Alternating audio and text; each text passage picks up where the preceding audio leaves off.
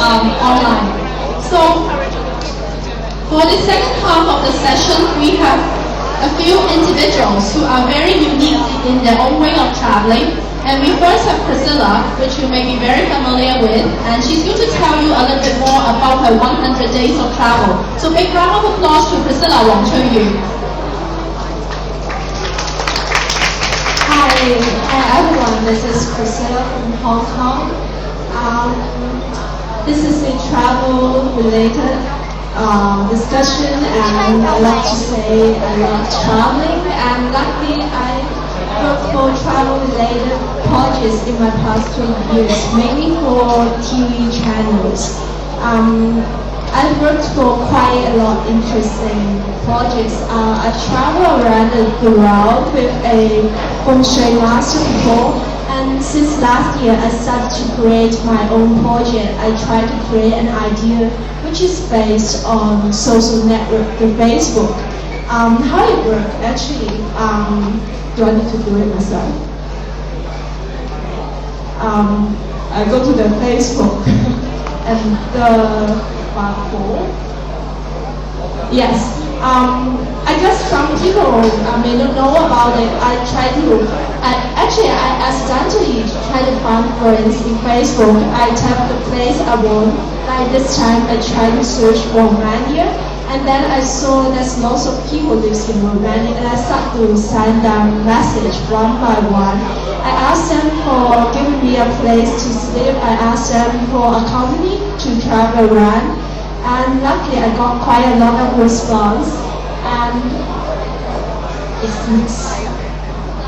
yes, and this is the message I sent them. Actually, I like send a message, 30 to 30 message every night, and finally I got some of the response.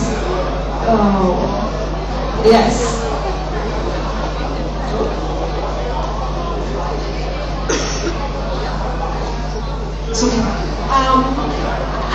Like Romania, I got a quite interesting response. This is from a real princess of Romania, and then I just go over there and I walk around with her. She even bring me to the places where she lives, where she works.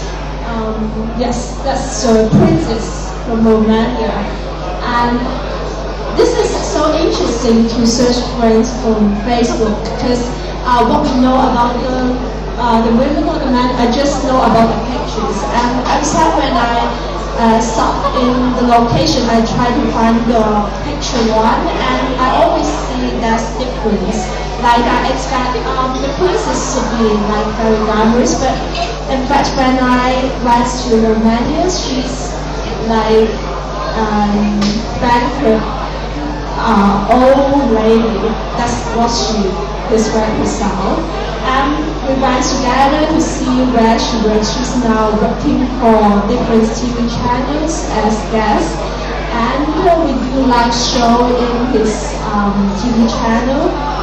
And yes, she tried to like introduce her friends to us, and we try each time on the road, which is that's also her first time, because she's a princess. She don't need to hitchhike.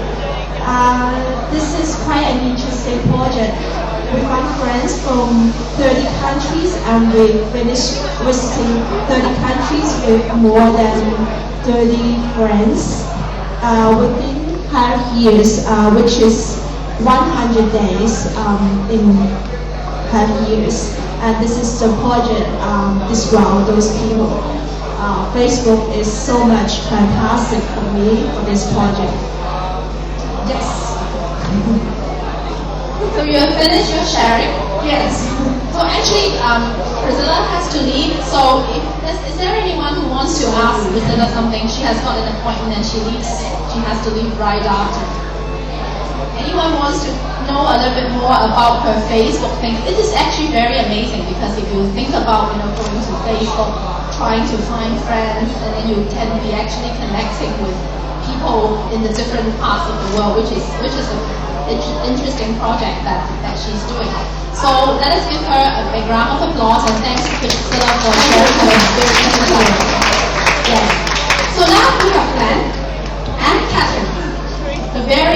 and loving vagabond couple who has traveled, taken one gap year, right?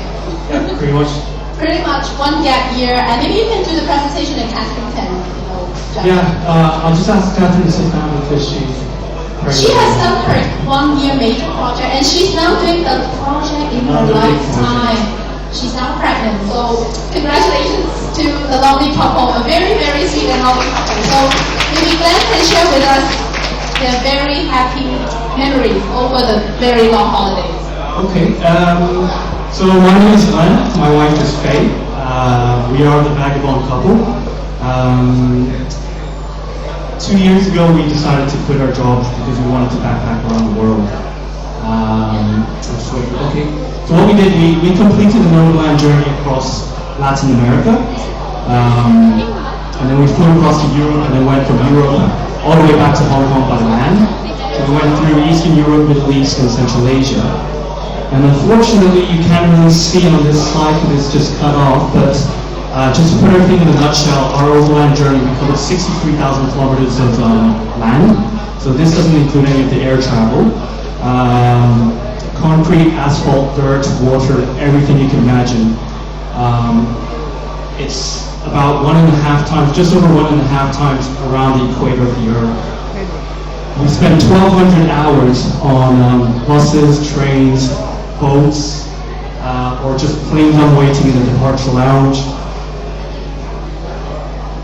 And, sorry.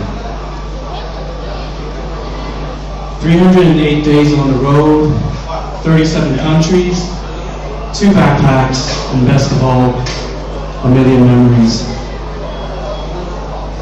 On this map, this is just a map to show you where you guys went. We started on the far left in Mexico, and we traveled all the way through Central America and South America down to Brazil. That's where we ended our first part.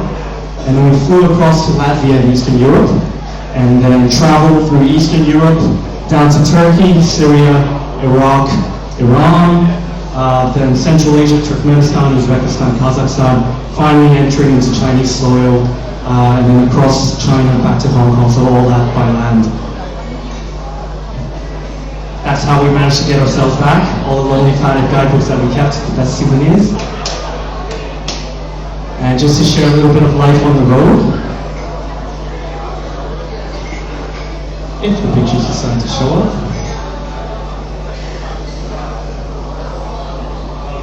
There's a minibus in Albania, an overcrowded minibus.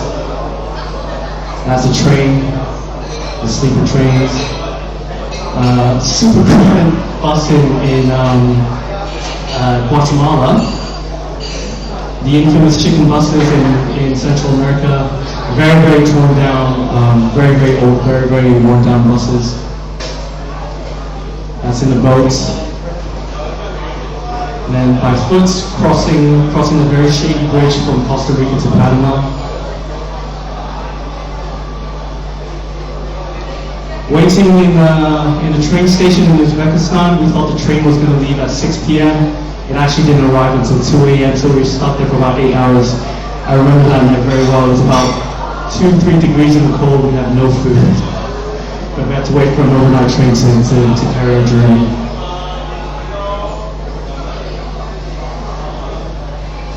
Technical difficulties.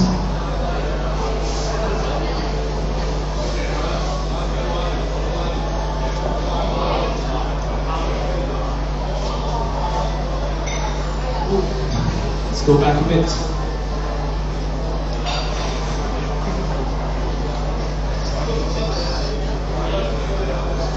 So we were actually standing on this bus for about 2 hours, and it was super, super crowded.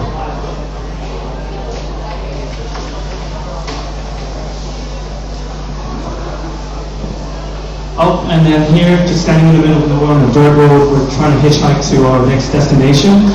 It took us about 2 days to finally get to where we wanted to go.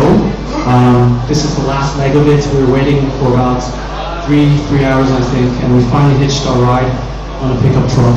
It was an amazing adventure. So it's just to share some visual memories.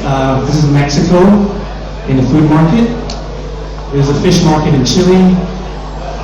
The Bolivian Andes, spectacular scenery, amazing landscapes, also in Bolivia. The one on the bottom is the Iridi Salt Flats.